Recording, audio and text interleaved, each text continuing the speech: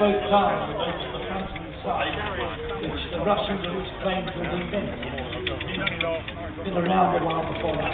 The tank has a version of Christie's suspension, meaning that each row wheel is independently sprung on coil springs, with large flat-plate tracks to deal with the snow, powered by a V12 diesel engine in the back, and proved to be quite reliable. It was built in huge numbers because, as David said earlier, Russians regarded tanks as expendable. They were in huge numbers for that reason. It is actually together pretty crudely made as well, but that never worried the Russians. They weren't trying to win prizes for beauty. They wanted loads of fighting machines, and that was the best way to do it.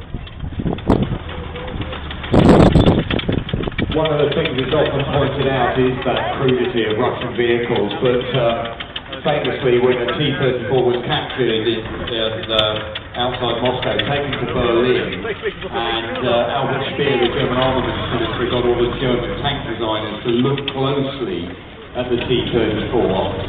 Initially they were hugely scathing because it seemed so crudely engineered, but there was a time when the Russians actually drew up plans to or the Germans actually drew up plans to copy the T-34 because they realised it had such qualities such as the float armour, good wide tracks, ideal on the Russian front where you've got mud, snow, very few metal roads, but in the end, being the Germans, they didn't go one better, and they ended up building the Panzer tank as really a response.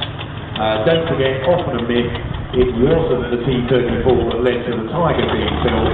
That amazingly was that because the Tiger bumped into, or sorry, not the Tiger, but the Germans bumped into the British Matilda tanks in France in 1940 with that thick armour we just saw in the earlier Matilda.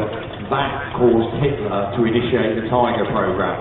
Not actually this whopping great Russian tank, the T-34. Germans were very unaware of the extent of the numbers of Russian tank development before they invaded in 1941.